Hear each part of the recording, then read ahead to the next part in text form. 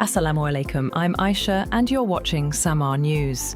Here are today's headlines. Russian President Vladimir Putin says Russia has sharply increased production of key weapons since the start of the war in Ukraine. Speaking at a defense industry meeting, Putin said output of the most demanded arms has risen several times compared with 2022. Ukrainian President Volodymyr Zelensky says he plans to meet President Trump this Sunday to discuss territory and security guarantees. Zelensky said the talks are aimed at finalising as much as possible in efforts to end the war with Russia.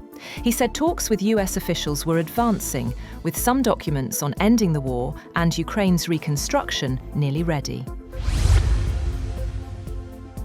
Pakistan is hosting the President of the United Arab Emirates, Sheikh Mohammed bin Zayed Al Nahyan, today, as he reaches Pakistan on a one-day official visit.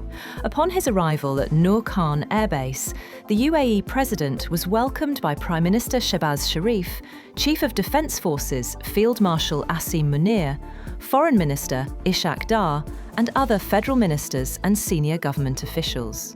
An official reception was held upon his arrival, featuring the playing of the national anthems of both countries, a 21-gun salute, and a guard of honour by a military contingent. 5 people have been killed in an explosion at a mosque of the Alawite minority sect in the Syrian city of Homs. A Syrian health ministry official said 21 others were wounded and that the figures were a preliminary toll, indicating they could rise. Local officials said the blast took place during Friday noon prayers. China's foreign ministry has announced sanctions targeting 10 individuals and 20 US defense firms, including Boeing's St. Louis branch, over arms sales to Taiwan. The measures freeze any assets the companies and individuals hold in China and bar domestic organizations and individuals from doing business with them. Individuals on the list are also banned from entering China. A man has been arrested after stabbing 8 people and injuring 7 others with what was believed to be bleach at a rubber factory in central Japan. 8 people were taken to hospitals after being stabbed with a knife at the Yokohama Rubber Company in the city of Mishima. 5 of the injured were in serious condition, while 7 others were also injured by the bleach thrown at them during the attack. Police said the attacker was arrested for alleged attempted murder at the factory. A Malaysian court has sentenced former Prime Minister Najib Razak to 15 years in prison after convicting him on multiple counts of abuse of power and money laundering linked to the 1MDB scandal. The court ordered all sentences to be served concurrently. Earlier, Najib was found guilty of abuse of power in the biggest trial yet in the multi-billion-dollar 1MDB scandal. Malaysia and US investigators say at least $4.5 billion were stolen from One Malaysia Development Berhad, a state fund Najib co-founded in 2009 while in office.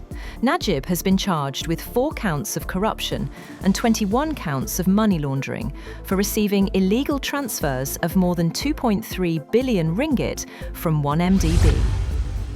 Niger has begun implementing retaliatory diplomatic measures against the United States, announcing a sweeping ban on visas for US citizens. The decision comes in direct response to new US entry restrictions targeting Niger. The move also indefinitely bars American nationals from entering Niger's territory. A diplomatic source said the decision reflects Niger's determination to safeguard its national sovereignty and signals an evolution in Niamey's foreign policy posture.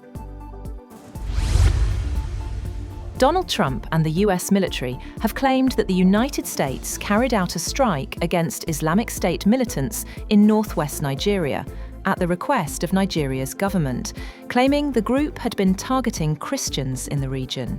The US military's Africa Command said the strike was carried out in Sokoto State in coordination with the Nigerian authorities and killed multiple ISIS militants. Nigeria's foreign ministry said the strike was carried out as part of ongoing security cooperation with the United States.